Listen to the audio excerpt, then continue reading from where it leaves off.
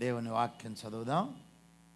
నిర్గమాకాండం 17వ అధ్యాయం 8వ వచనం నుండి చదువుదాం. తరువాత అమాలేకీయులు వచ్చి రెఫీదీములో ఇశ్రాయేలులతో యుద్ధము చేయగా మోషే యెహోషువతో, మన కొరకు మనుష్యులను ఏర్పరిచి వారిని తీసుకుని బయలువెళ్ళి అమాలేకీయులతో యుద్ధము చేయుము. రేపు నేను దేవుని కర్రను చేత పట్టుకుని ఆ కొండ శిఖరం మీద నిలిచేదనెను. యెహోషువ మోషే తనతో చెప్పినట్లు చేసి అమాలేకీయులతో యుద్ధమాడెను.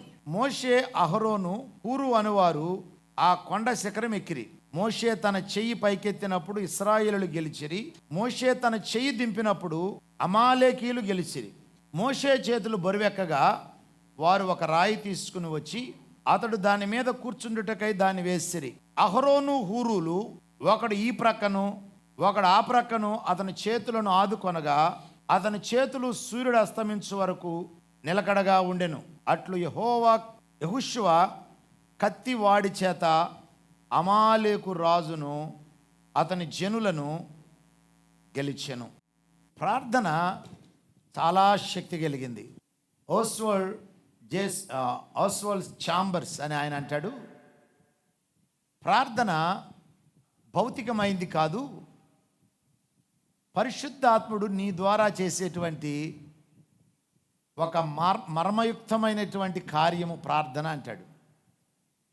ప్రార్థన అనేది భౌతికమైంది కాదు, కేవలం మనుష్యుడు దేవునికి పెట్టేటువంటి మొర్రే కాదు, మన ద్వారా పరిశుద్ధాత్ముడు చేసేటువంటి ఒక మార్మికమైనటువంటి ద మిస్టీరియస్ థింగ్ అంట, మార్మికమైనటువంటి కార్యం. కనుక ఈ మర్మయుక్తమైనటువంటి కార్యమే ప్రార్థన. ఇది మనకు అర్థం కాదు అసలు ప్రార్థన ఏంటి అనేది. అయితే ప్రార్థన చాలా శక్తి కలిగింది. అది ఎంతటి శక్తి కలిగిందంటే దేవుని కార్యాన్ని భూమి మీదకి తీసుకొచ్చేటువంటి ఏకైక సాధనము ప్రార్థన మాత్రమే. అసలు దేవుడు ఎందుకు ప్రార్థించమన్నాడు? దేవుడు తనంతట తన కార్యాలు జరిగించవచ్చుగా, దేవుడు అలాగ చేయడు. దానికి కారణం ఈ భూమి మీద సాతానుడు ఉన్నాడు, వాడి అనుచరులు ఉన్నారు. వీరు ఈ లోకాన్ని చెరిపివేశారు. దేవుని చిత్తం పరలోకంలో నెరవేరుతుంది కానీ ఈ భూమి మీద నెరవేరటలా. ఆకాశాల్లో పరలోకమందు ఆయన చిత్తం నెరవేరడానికి ఏ ఆటంకము లేదు. ఆకాశ మహాకాశాలు, దేవుడు సృజించినటువంటి విశ్వము చాలా పెద్దది. ఈ విశ్వములో కెరూబులు, శరాపులు, దూతగణము, మహాదూతలు, ప్రధానులు, మన శక్తికి ఊహకు మించినటువంటి దూతగణం చాలా ఉన్నది.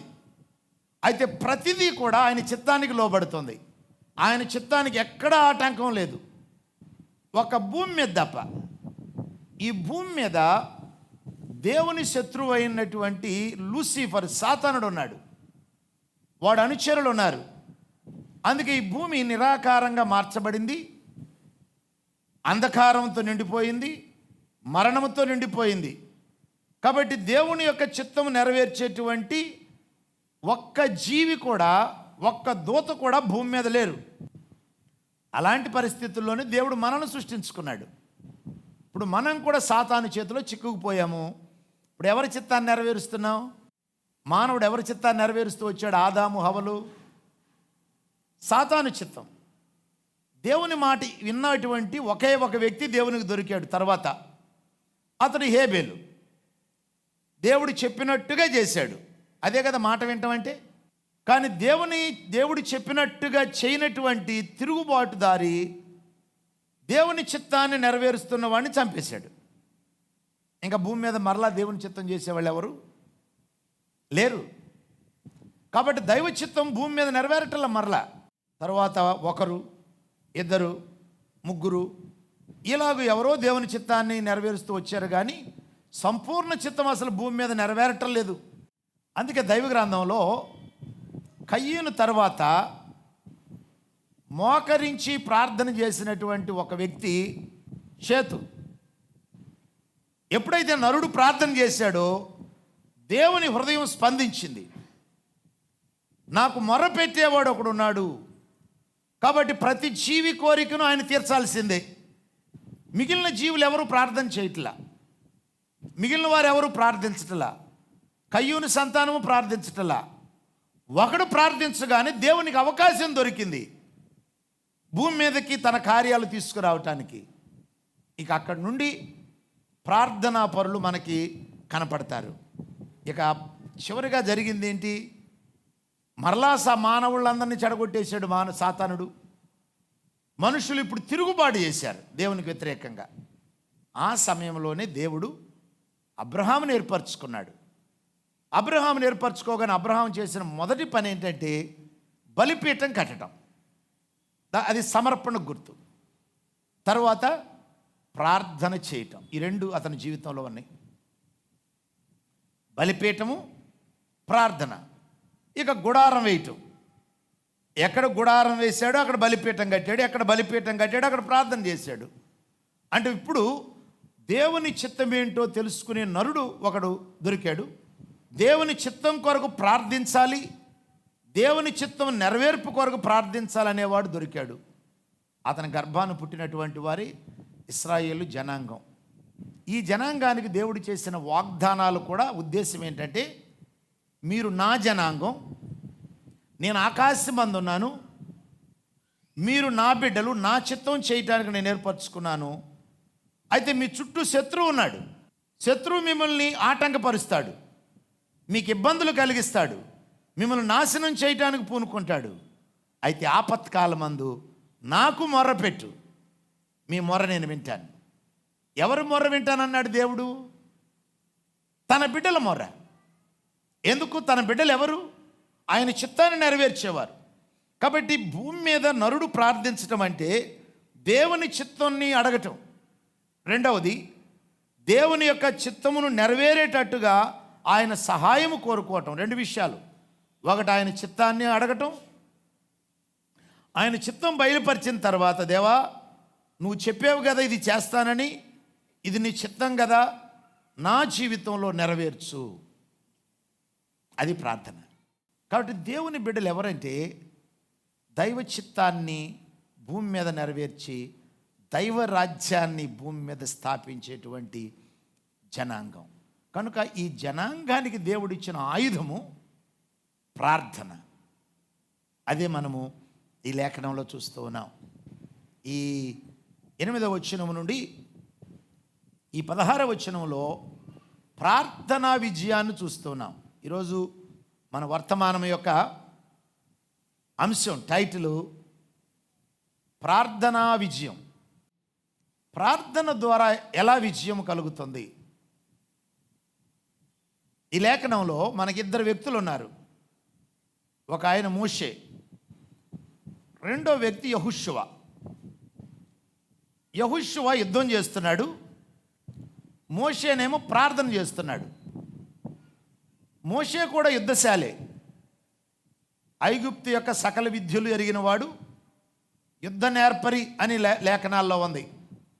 అయినా ఆయన యుద్ధం చేయలే. ఎందుకు యుద్ధం చేయలేదంటే ఈ జనాంగము చాలా కొద్ది జనాంగం, శత్రువులు బహుగా విస్తరించి ఉన్నారు. అసలు ఆది నుండి మనం చూస్తే దేవుని బిడ్డలు ఎప్పుడు కొద్దివారే ఉన్నారు. యుద్ధాలు చేసేటప్పుడు కూడా కొద్ది జనాంగమే శత్రువులతో పోరాడారు. అసలు కొన్నిసార్లు అయితే దేవుడు యుద్ధం చేసేటువంటి తన కొద్ది జనాంగాన్ని మరికొద్దిగా చేశాడు. గిద్యోను దగ్గరకు వస్తే సైన్యం ఎక్కువగా ఉంది, ఇంకా శత్రువు బహుగా విస్తరించి ఉన్నాడు. దేవుడు అన్నాడు, వాళ్ళని మీరు జయించాలి అంటే నా శక్తి మీకు కావాలి. అయితే మీరు కూడా బలంగానే ఉన్నారు, అయినా ఈ బలం సరిపోదు, నా బలం మీకు అనుగ్రహిస్తే తప్ప. అయితే నా బలం మీకు ఇవ్వాలంటే నన్ను నమ్మేవారు నీ సైన్యంలో ఉండాలి, నమ్మని వారు అందరినీ పంపించేయమన్నాడు. అండ్ ఇంకొక మాటలో చెప్పాలంటే దేవుడు సైన్యాన్ని ఇంకా తక్కువ చేస్తున్నాడు. ఎందుకు ఇంకా తక్కువ చేస్తున్నాడు? మా శక్తితో మేము జయించగలం అనుకుంటున్నారు వీరు. దేవునికి తెలుసు తమ శక్తితో జయించలేరని. కాబట్టి దైవశక్తి కావాలి. దైవశక్తి ఎవరికి అనుగ్రహించబడుతుందంటే విశ్వసించే వారికి అనుగ్రహించబడుతుంది, కానీ విశ్వాసం లేని వారికి అనుగ్రహించబడదు. కాబట్టి విశ్వసించే వాళ్ళు కొద్దిమంది అయినా ఆ కొద్దిమందికి శత్రువుని జయించగలిగేటువంటి దైవిక బలము అనుగ్రహించబడుతుంది. హల్లెలూయా. అది ప్రార్థనాపరులకు ఉండేటువంటి శక్తి. ప్రార్థనాపరులు తమ శక్తితో కార్యాలు చేయరు, దేవుని శక్తిని భూమి మీదకు దించుతారు. అందుకే కదా రాజ్యాలు జయించినటువంటి వారందరూ గొప్ప ప్రార్థనాపరులు. దావీదు గొర్రెల కాపరి, కానీ రాజు అయిన తర్వాత ఆ రాజును గురించి చెప్పినటువంటి ఒక మాట ఏంటంటే, మీ తండ్రి అబ్షాలోముతో చెబుతాడు, నీ తండ్రి సింహము గుండె గలవాడు, అతడు ఒంటరిగా ఉంటాడు, 1000 మంది సైన్యం ఎంతో, నీ తండ్రి ఒక్కడే అంత ధీటుగా పోరాడగలడు. దానికి కారణం ఏంటో తెలుసా? అతడు ప్రార్థనాపరుడు. ఏ సమయంలో ఏ ఆయుధాన్ని ఉపయోగించాలి, ఎలాంటి మెలకువతో యుద్ధం చేయాలనే ఆ నేర్పరితనాన్ని దేవుడే దావీదుకి ప్రసాదిస్తూ వచ్చాడు. అందుకే దావీదు అంటాడు, దేవా నా వ్రేళ్లకు యుద్ధం నేర్పితివి అన్నాడు. నా వ్రేళ్లకు యుద్ధం నేర్పితివి. ఎక్కడ నేర్చుకున్నాడు? ప్రార్థన. ఇతడు ప్రార్థనా యోధుడు. యుద్ధంలో నిలబడినప్పుడు దైవ శక్తి అతనికి అనుగ్రహించబడేది. కనుక శత్రువులు ఎంత గొప్పవారైనా ఎంత బలాఢ్యులైనా దావీదు ఇట్టే జయించాడు, తన బలంతో కాదు, దైవ బలంతో. అందుకే ఇక్కడ మోషే అంటున్నాడు యెహోషువతో, 9వ వచనం, మోషే యెహోషువతో మన కొరకు మనుషులను ఏర్పరిచి వారిని తీసుకుని వెళ్ళి అమాలేకీయులతో యుద్ధము చేయుము. రేపు నేను దేవుని కర్రను చేత పట్టుకుని ఆ కొండ శిఖరం మీద నిలిచేదను. యెహోషువ, మన పక్షంగా మనుషులను తీసుకెళ్ళు. అమాలేకీయులు మన చుట్టుముట్టారు, వారు మనల్ని కబలించి వేస్తారు. వాళ్ళ సైన్యం చాలా పెద్దది, భయపడద్దు, నువ్వైతే యుద్ధం చేయి. నేను దైవ సహాయం కొరకు కొండపైన నిలబడతాను. వాస్తవంగా యెహోషువ యుద్ధంలో జయం పొందటానికి కారకుడు మోషే. ఈరోజున మన కుటుంబాలు ఓడిపోవటానికి కారణం ఏంటి? ఓడిపోవటం అంటే నెమ్మది లేని స్థితి, సమాధానం లేదు, అశాంతి, మన బిడ్డలు ఓడిపోవటం జీవితంలో. వీటన్నిటి కారణాలు ప్రార్థించేవారు లేకపోవటం. ప్రార్థనా పరులంట దేహంలో ఎముకలు లాంటి వాళ్ళు. ఒక భక్తుడు ప్రార్థనా పరులను ఎముకలతో పోల్చాడు. సంఘం నిలబడాలంటే నీ సంఘంలో ప్రార్థనా పరులు ఉండాలంటాడు. అయితే ప్రార్థన ఎముకలు బయటికి కనపడవు, అలాగే ప్రార్థనా పరులు బయటికి కనపడరు. అలాగే మన కుటుంబాలు దీవించబడాలి, మన సంఘం దీవించబడాలి, మన దేశం దీవించబడాలంటే ప్రార్థనా యోధులు కావాలి. అందుకే ఇశ్రాయేలు జనాంగంలో దేవుడు చెప్పింది, విలపించేటువంటి స్త్రీలను పిలిపించుడి, ఇప్పుడైనా మీరు ప్రార్థన చేయండి, ఇప్పుడైనా దేవుని యొద్దకు మీరు తిరగండి, దేవుడు మీకు సహాయం చేస్తాడని అనేక సార్లు దేవుడు తన ప్రవక్తల ద్వారా ప్రవచింపజేశాడు. ఎందుకంటే వారు ప్రార్థన మానేశారు, దైవ సహాయం కోరుకోవటం మానేశారు. మనం భూమి మీద చిన్న జనాంగం, దేవుని మంద ఎప్పుడు చిన్న మందే, దేవుని ప్రజలు ఎప్పుడు చిన్నవారే. అయినా ఈ చిన్నవారి ద్వారా దేవుడు అసామాన్యమైన కార్యాలు ఎలా చేయగలిగాడంటే తన శక్తినిచ్చి. అసలు దేవుని ఉద్దేశం అది. నా జనాంగం కొద్దిగా ఉన్న పర్వాలా, వీరు కొద్దిగా ఉండటమే మేలు. ఎందుకంటే వీరు కొద్దిగా ఉన్నప్పుడు శత్రువుకి భయపడి నాకు మొర్ర పెడతారు కనుక నా బలాన్ని ఇస్తాను. అది దేవుని అది ప్రార్థన. ప్రార్థన ఎందుకు చేయమన్నాడు? మనం చిన్న జనాంగం, బలహీనులం, శత్రువు మనకంటే బలవంతుడు, మనల్ని వ్యతిరేకించేవారు బలవంతులు. భయపడద్దు, నాకు మొర్రపెట్టుము, నేను నీకు ఉత్తరం ఇచ్చేదను, అప్పుడు నీవు నన్ను మహిమపరిచేదవు. అంటే దేవుని ఉద్దేశం ఏంటంటే భూమి మీద స్వయముగా దేవుడే తన కార్యాలు తన ప్రజల ద్వారా జరిగించి తన రాజ్య స్థాపన చేయాలి. అది చేయాలి అంటే మనుష్యుడు తన చిత్తాన్ని ఉపయోగించి, దేవా నీ సహాయం నాకు కావాలి, నా బిడ్డలకు నీ సహాయం కావాలి, నాకు నీ సహాయం కావాలి, నేను మానవ మాతృణ్ణి, నీ సహాయం కావాలి. ఆ దైవ సహాయం నిరంతరము నాలో ఒక ప్రవాహంలాగా ఉంటుంది. ఎందుకంటే నా ఆత్మ ప్రార్థన చేయటానికి అలవాటు పడిపోయింది, మూలగటానికి అలవాటు పడింది.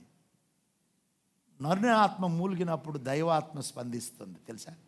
ఇంకెవరు మూలిగినా దైవాత్మ స్పందించదు. నువ్వు మూలిగినప్పుడు దేవుడు స్పందిస్తాడు. ఎందుకంటే నీకు నీ దేవునికి నీకు ఒక బంధం ఉంది, కనెక్షన్ ఉంది. ఏంటో తెలుసా కనెక్షను? దేవునిలో ఉన్నటువంటి ఆత్మే నీలో నివాసం చేస్తున్నాడు. That is the connection. నువ్వు దేవుని బిడ్డవి. చూడండి, చిన్న బిడ్డ, పసిబిడ్డ ఏడ్చిందనుకోండి, ఎవరు స్పందిస్తారు?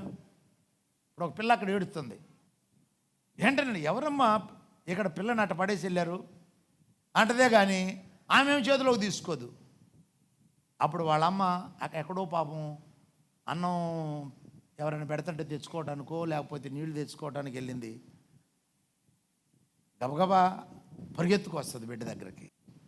కారణం, ఈ బిడ్డ యొక్క ఆక్రందన తల్లి హృదయాన్ని తాకింది, కానీ మిగిలిన హృదయాన్ని తాకిన ఆ హృదయాలని చేయలేకపోయింది. ఈ కారణం ఏంటి? వాళ్ళకి ఏం కనెక్షన్ ఉంది. అలాగే ఈ విశ్వసార్వభౌముడైన దేవునికి మనకు ఒక కనెక్షన్ ఉంది. ఆయన మన తండ్రి, మనం ఆయన బిడ్డలము. ఆయనలో ఉన్న పరిశుద్ధాత్మే నాలో ఉన్నాడు. నేను మూలుగుతూ ఉన్నప్పుడు ఆయన చూస్తూ ఊరుకోడు. వాస్తవంగా దేవుడు నాకు శ్రమ, బాధ ఎందుకు అనుమతిస్తాడంటే నేను మొర్రపెట్టాలనే, నేను మూలగాలనే. మూలుగటం వల్ల నన్ను నాశనం చేయటం కాదు ఆయన ఉద్దేశం, నాకు తన బలాన్ని ఇవ్వాలని. అదే కదా పౌలు అంటాడు, నేను ఎప్పుడు బలహీనుడనో అప్పుడే బలవంతుడిని. అందుకే తను అంటాడు, నా బలమందు కాకుండా నా బలహీనతల యందు నేను ఎక్కువ అతిశయపడుతున్నాను. నేను ఎప్పుడు బలహీనుడిని అయిపోతానో నాకు తెలుసు నా దేవుడు తన శక్తిని ఇస్తాడని. ఇప్పుడు నేను నా శత్రువును నేను ఓడించగలను. నేను బలంగా ఉంటే ఓడించలేను, నేను బలహీనుడిని అయితే ఓడిస్తా. కారణం, నేను బలహీనుడిని అయినప్పుడు దేవునికి మొరపెడతాను కనుక శత్రువుకి మించిన బలాన్ని దేవుడు నాకు అనుగ్రహిస్తాడు. హల్లెలూయా. అది ప్రార్థనా పరులు చేసేటువంటి పని. కాబట్టి నీ బలహీనత నిన్ను నాశనం చేయటానికి కాదు. నేను చాలాసార్లు అనుకుంటూ ఉంటాను, ప్రభువా నాకెందుకు వ్యతిరేకతలు పెట్టావు? నన్ను నాశనం చేయటానికైతే కాదు. కొంచెం బాధగా ఉంటుంది నాకు. దేవుడు అంటాడు, అవును నీకు బాధ కలిగించాలని పెట్టా, అప్పుడే కదా నువ్వు నాకు మొర పెడతావు. నువ్వు బలంగా ఉంటే గొప్ప కార్యాలు చేయలేవు నా కొరకు. నువ్వు సమర్థుడుగా ఉంటే నా కొరకు గొప్ప కార్యాలు చేయలేవు. నువ్వు ఎప్పుడైతే బలహీనుడు అవుతావో అప్పుడే చేయగలవు. ఎందుకంటే అప్పుడు నువ్వు నాకు మొర పెడతావు. నీకు తెలియకుండానే నీ ఆత్మ నీలో మూలుగుతో మొదలెడుతుంది. ఆ మూలుగుడు నేను ఆలకించి నా శక్తిని నీకు అనుగ్రహిస్తాను. అది ప్రార్థన. చూడండి, లేఖనంలో మోషే కొండెక్కాడు, యెహోషువ యుద్ధం చేస్తున్నాడు. యెహోషువ నీ కుటుంబంలో ఉన్నటువంటి పనిచేసే వారికి, లేకపోతే నీ భర్తకు, నీ బిడ్డలకు సూచన, లేక నీ భార్యకు సూచన, వాళ్ళు ఎవరైనా కానీ వాళ్ళు పని చేసేటువంటి వారు, ఆ పనిలో విజయం కావాలంటే ఇంటిలో ప్రార్థించేవారు ఉండాలి. ఇప్పుడు నీ భర్త డ్యూటీకి వెళ్తాడు, పాపం డ్యూటీలో ఏం జరిగిద్దో మనకు తెలీదు, అలసట పాపం. నీ భర్త సామర్థ్యాన్ని మీద ఆధారపడద్దు. నువ్వు అతడు సమర్థుడే అనుకో. దేవా నా భర్త డ్యూటీకి వెళ్ళాడు, నీ కృపను అనుగ్రహించు. అతని నైపుణ్యత కాదు, నీ కృప కావాలి. మన బిడ్డలు చదువుకుంటానికి వెళ్ళారు, వారి మనసు ఏ విధంగా తిరుగుతుందో తెలియదు, ఎవరు ఏ విధంగా శోధిస్తారో తెలియదు, ఎవరు ఏ విధంగా ట్రాప్ చేస్తారో తెలియదు. జీవితాల్లో చూస్తున్నాగా మనం లోకంలో ఇప్పుడు మరీ ఘోరం అయిపోయింది కదా. నీ ప్రార్థన వారి మనస్సులకు కావలి ఉంటుంది. దేవుడు తన కృపను అనుగ్రహిస్తాడు. శత్రువు మనల్ని నీ కుటుంబాన్ని ముట్టుకోవటానికి భయపడతాడు. కనుక మోషే కొండెక్కి ప్రార్థన చేయటం మొదలెట్టాడు. మోషే చేతులు పైకెత్తినప్పుడు ఇశ్రాయేలు గెలుస్తున్నారు. మోషే చేతులు దించగానే అమాలేకీయులు గెలుస్తున్నారు.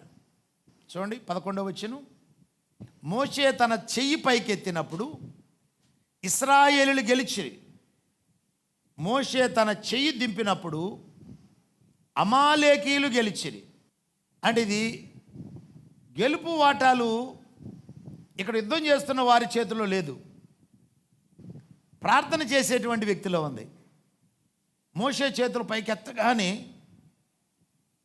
దైవ బలము దేవుని ప్రజలకు అనుగ్రహించబడుతున్నది. కనుక అమాలేకీయులు శరీరులు పారిపోతున్నారు, ఆత్మ సంబంధులు జయం పొందుతున్నారు. చేతులు దించగానే శరీర సంబంధికి బలం వస్తుంది, ఆత్మ సంబంధి బలహీనుడైపోతున్నాడు. ఇది అహరోను హూరులు చూశారు. ఇది యెహోషువ బలం మీద ఆధారపడి లేదు, మన సైన్యం యొక్క బలం మీద గెలుపు ఆధారపడి లేదు, ఇదిగో ప్రార్థిస్తున్న మోషే మీద ఆధారపడి ఉంది. కనుక మోషే చేతులు అలాగే ఉండాలి అని వారు ఆలోచించేసి ఒక బండ వేసి బండ మీద కూర్చోబెట్టారు. కూర్చోబెట్టి అతని చేతులు సూర్యుడు అస్తమించే అంతవరకు పట్టుకుని ఉన్నారు వాళ్ళిద్దరు. ఎప్పుడైతే ఆ చేతులు అలాగే ఉన్నాయో దేవుని సన్నిధి నుండి ఆ దైవ సహాయము ఎడతెగక యెహోషువ సైన్యానికి అనుగ్రహించబడింది. కనుక శరీరులైనటువంటి అమాలేకీయులు ఓడిపోయారు, ఇశ్రాయేలీయులు గెలిచారు. సో ఈ గెలుపు ఎవరిది? లోకానికి యెహోషువ గెలిచినట్టు కనబడుతుంది, కానీ వాస్తవంగా అది యెహోషువది కాదు, అది ప్రార్థనాపరునిది, ప్రార్థన చేసేటట్టుగా చేసినటువంటి దేవునిది. ఇద్దరిది ఆ విజయం. ఇప్పుడు వాస్తవంగా ముగ్గురు విజయం సాధించారు. యెహోషువ భౌతికంగా విజయం సాధించాడు, మోషే ఆత్మీయంగా విజయం సాధించాడు. వీరి గెలుపు దేవుని గెలుపు, దేవుడు గెలిచాడు. సో దేవుణ్ణి గెలిపింపజేసిన వాడు ఎవరు? మోషే. అంటే ప్రార్థనాపరుడు ఇటు దేవుణ్ణి గెలిపిస్తాడు, ఇటు నరుణ్ణి గెలిపిస్తాడు. హల్లెలూయా. అందుకే ప్రార్థనాపరులు చాలా తక్కువ. అసలు సాతానుడు ప్రార్థనని ఎక్కువ ఎందుకు ఆటంకపరుస్తాడంటే, వీళ్ళు ప్రార్థిస్తే ఆకాశము నుండి దైవ సహాయం అనుగ్రహించబడుతుందని దుష్టునికి తెలుసు. అందుకే ప్రార్థన చేయనివాడు. అయితే ఇక్కడ ఒక విషయం ఉన్నది. మోషే చేతులు బరువెక్కిపోయినాయి కదా, ఇంక ఈయన చేతులు పైకెత్తి ప్రార్థన చేయలేడు, మనము చేతులు ఎత్తి ప్రార్థన చేయొచ్చు అని అహరోను హూరులు ప్రార్థించవచ్చుగా కదా. అప్పుడు 4 చేతులు పైకెత్తాయి కదా, అహరోను 2 చేతులు, హూరు 2 చేతులు, అప్పుడు 4 చేతులు పైకుండే. మరి వీళ్ళు చేతులు పైకెత్తి ప్రార్థన చేయకోకుండా మోషే చేతులు ఎందుకు ఎత్తుకు పట్టుకోవాలి? దానికి కారణం మోషే నాయకుడు. నాయకుని ప్రార్థన బలమైన ప్రార్థన. అందుకే కుటుంబంలో బలమైన ప్రార్థన ఎవరిదో తెలుసండి? యజమానుడిది, పురుషుడిది. కానీ నాడు ప్రార్థనాహీనులు ఎవరంటే పురుషులు ఎక్కువ. ఎందుకు?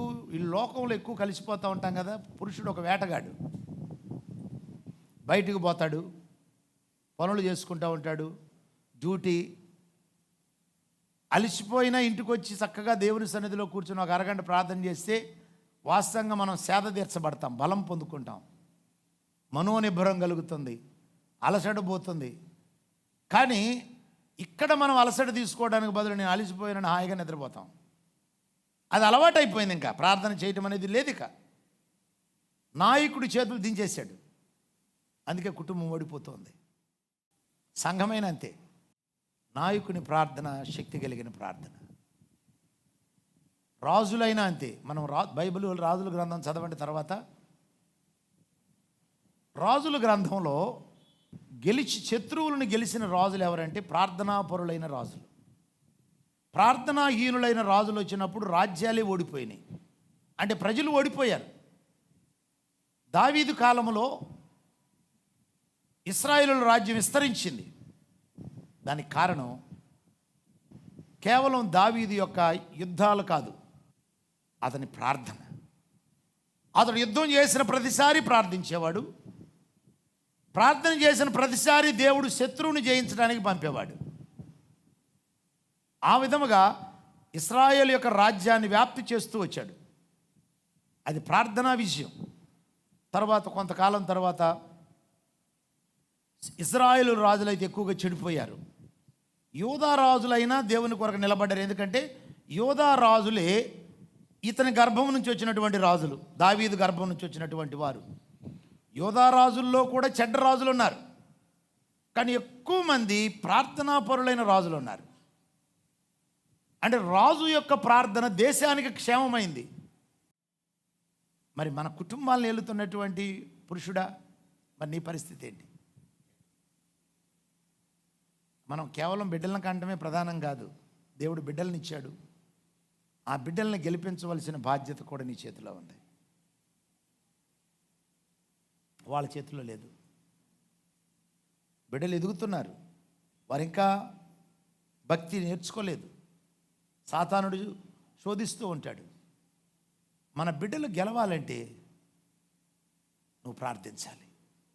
అందుకని మోషేనే చేతులు పైకెత్తాలి. అలాగే కుటుంబంలో ఒక తల్లిగా నువ్వే చేతులు పైకెత్తి ప్రార్థన చేయాలి. నువ్వు ప్రార్థనా పరురాలో కావాలి. దైవ గ్రంథంలో కూడా పురుషుని పాత్ర ఎంత ఉన్నదో, పురుషుని తర్వాత స్త్రీ పాత్ర కూడా బిడ్డలను పెంచడంలో అంత గొప్పదిగా ఉన్నది. మోషే గొప్ప నాయకుడు అవటానికి కారణం మోషే తల్లి యాకోబోదు. దావీదు గొప్ప నాయకుడు అవటానికి కారణం యెష్షయి కాదు, దావీదు యొక్క తల్లి. ఆమెను గురించి ఏమి పెద్దగా రాయబడలే, ఒక్క మాటే రాయబడింది. నేను స్తన్యపానము చేయుచుండగా నీవే కదా నాకు నమ్మిక పుట్టించితివి అంటాడు. కాబట్టి ఆ తల్లి ఎవరో మనకు పేరు చెప్పబడలా, కానీ తల్లి పాత్ర ఉంది అనటానికి గుర్తు ఏంటంటే 22వ కీర్తనలో ఏమంటాడు? నా తల్లి యొద్ద స్తన్యపానము చేయుచుండగా నీవే కదా నాకు నమ్మిక పుట్టించితివి. ఎంతమంది తల్లులు బిడ్డలకి చిన్నప్పుడే భక్తిని నూరిపోస్తున్నారు. మోషే ఐగుప్తును కూడా విడిచిపెట్టి, ఐగుప్తు ధనాన్ని విడిచిపెట్టి, ఐగుప్తు యొక్క రాకుమార్తెను సహితం విడిచిపెట్టి అరణ్యానికి వెళ్ళిపోయి గొర్రెలు మేపుకుంటూ గొర్రెల కాపరి యొక్క కూతుర్ని పెళ్లి చేసుకున్నాడు. ఎంతటి దైవభక్తి అతనిలో ఉంటే ఇవన్నీ విసర్జిస్తాడు. నేను దేవుని కొరకే బ్రతకాలి. ఈ విశ్వాసాన్ని నేర్పించింది తల్లి. ఆమె ప్రార్థనా జీవితం. తల్లులు ప్రార్థన చేసి ప్రార్థించిన తల్లు ఉన్నటువంటి బిడ్డలు ఆశీర్వదించబడ్డారు. సో తండ్రి తర్వాత తల్లి, నువ్వే చేతులు ఎత్తాలి పైకి. తండ్రిగా నువ్వే చేతులు ఎత్తాలి నీ కుటుంబం కొరకు. నువ్వే భక్తిహీనుడు అయితే నీ బిడ్డలు ఏమైపోతారు? నీ బిడ్డలను సాతానుడు నాశనం చేస్తాడు. మనం డబ్బు సంపాదిస్తున్నాం, బిడ్డలకు కావలసిన అన్ని సదుపాయాలు కల్పిస్తున్నాం, మంచిదే. దానికి మించింది ఒకటి ఉంది, మన బిడ్డల పక్షంగా చేతులెత్తి ప్రార్థించడం. మనం ప్రార్థించినప్పుడు దేవుడు నిశ్చయముగా మన ప్రార్థన వింటాడు. మోషే ప్రార్థించినప్పుడు తన జనాంగము గెలిచింది, యెహోషువ గెలిచాడు. సైన్యాధ్యక్షుడైన యెహోషువ విజయం సాధించాడు. అలాగే మనం ప్రార్థించినప్పుడు దేవుడు మన ప్రార్థన వింటాడు. కనుక నీ కుటుంబం విజయం సాధించాలంటే నువ్వు ప్రార్థించాలి. నువ్వు ప్రార్థించినప్పుడు దేవుడు వింటాడు. మనకు ఒక వాగ్దానం ఉంది దైవ గ్రంథంలో. చూడండి, లూకాసు సువార్త 18వ అధ్యాయం 6వ వచనం. మరియు ప్రభువు ఇట్లా నేను అన్యాయస్తుడైన ఆ న్యాయాధిపతి చెప్పిన మాట వినుడి. దేవుడు తాను ఏర్పరచుకొనిన వారు దివారాత్రులు తన్ను గూర్చి మొరపెట్టుకొనుచుండగా వారికి న్యాయము తీర్చడా? ఆయన వారికి త్వరగా న్యాయము తీర్చును. ఇక్కడ యేసయ్య ఒక విధవరాలను గురించి చెప్పాడు. ఈమె విధవరాలు, ఈమెకి సమస్య ఉంది. న్యాయాధిపతి దగ్గరికి వెళ్ళింది, అతడు అన్యాయస్తుడు. ఈమె మాట వినలా. ఈమె మాత్రం పదే పదే వెళ్తుంది. చివరికి విసిగిపోయి, నేను దేవునికి భయపడను, మనుషులకు అసలు భయపడను, ఈమెకి భయపడాల్సి వస్తుంది. ఏం భయపెట్టింది ఈమె? ఎప్పుడు వస్తుందో తెలియదు, ఇసుకెత్తా ఉంటుంది వచ్చి. ఈమెకి రాకుండా ఉండటానికి ఈమెకి సహాయం చేయాలనుకున్నాడు. ఈ మాట చెప్పంటున్నాడు, అన్యాయస్తుడైన న్యాయాధిపతి చెప్పిన మాట వినుడి. అంటే అర్థం ఏంటి? ఆ విధవరాలకి ఈ న్యాయాధిపతికి ఏ సంబంధం లేదు. ఒకటి. రెండవది, ఆమెమో విధవరాలు, ఈయనేమో అన్యాయస్తుడు. అసలే అన్యాయస్తుడు, ఇంక విధవరాలు మాట ఏమి వింటాడు? రికమెండేషన్ కూడా లేదు, అయినా చేయాలనుకున్నాడు అని చెప్పి ప్రభు అంటున్నాడు, దేవుడు తాను ఏర్పరచుకొనిన వారు ఎవరండి? మనం ఏర్పాటు చేయబడిన వారు. సంఘము ఏర్పాటు చేయబడిన జనాంగం అని పేతురు పత్రికలో ఉంటుంది. మనం ఎవరు? ఏర్పరచబడిన వారు. ఎందుకు ఏర్పరచబడ్డాం? కేవలం బతకటానికా? కాదు, దేవుని చిత్తాన్ని భూమి మీద నెరవేర్చడానికి మనల్ని దేవుడు ఏర్పరచుకున్నాడు. లేకపోతే నువ్వు దేవుని చర్చికి ఎందుకు వస్తావు? నువ్వు ఏ వయసులో ప్రభువుని నమ్మేవో నాకైతే తెలియదు, కానీ నీ ఏర్పాటు నువ్వు పుట్టక మునిపే, అసలు ఈ భూమికి పునాదులు వేయబడక మునిపే క్రీస్తులో ఆయనను ఏర్పరచుకున్నాడు. అది ఇప్పటిది కాదు, ఆ ఏర్పాటు ప్రకారముగా దేవుడు మనల్ని పిలిచి రక్షించుకున్నాడు. కాబట్టి ఇప్పుడు ఏర్పరచుకున్న జనాంగం ఇది. ఇశ్రాయేలీయుల యాత్రా జీవితాన్ని తీసుకోనండి. దేవుడు ఆకాశం అందు ఉన్నాడు, అబ్రహాం సంతానం భూమి మీద ఉంది. ఇది తన జనాంగం, యాజక రూపమైన రాజ్యం, తన ప్రజలు. దేవుడు ఏదైనా ఈ భూమి మీద చేయాలి అంటే ఈ జనాంగము ద్వారానే చేయాలి. ఈ జనాంగము చిన్న జనాంగం, చుట్టూ ఉన్నటువంటి వారు బలాఢ్యులు. వీళ్ళందరూ దేవుని విరోధులు, దేవుణ్ణి వ్యతిరేకించేవారు. మరి దేవుడు ఈ చిన్న జనాంగాన్ని కాపాడుతూ వారిని నడిపిస్తూ వచ్చాడు. వారికి కాపరి అయి దేవుడు కొన్నిసార్లు వాళ్ళని విడిచిపెట్టాల్సిన పరిస్థితి వచ్చింది. ఎప్పుడంటే వారు ప్రార్థన చేయటం మానేసినప్పుడు. అందుకే దేవుడు ఏమంటున్నాడు, నేను ఆకాశం అందు ఉన్నాను, మీరు భూమి మీద ఉన్నారు, భూమి మీద మీకు శత్రువు ఉన్నాడు, భయపడద్దు వాడికి. నా చిత్తాన్ని చేయటానికి నేను ఏర్పరచుకున్న వారు మీరు. ఆపత్కాలమందు నాకు మొర్ర పెట్టండి, నేను నీకు ఉత్తరం ఇస్తాను. కాబట్టి యేసుని నువ్వు నమ్మగానే ఒక మాటలో చెప్పాలంటే సాతానుడికి నువ్వు శత్రువు అయ్యావు, వాడు ఊరుకోడు. మరి ఇప్పుడు ఏం చేద్దాం? భయపడిన అవసరంలా, మనకి మన తండ్రి ఉన్నాడు. అయితే ఆయన ఆకాశం అందు ఉన్నాడు, ఆయన ఆత్మను మనకిచ్చాడు. ఎందుకు ఇచ్చాడంటే ఆపత్కాలంలో మొరపెట్టడానికి.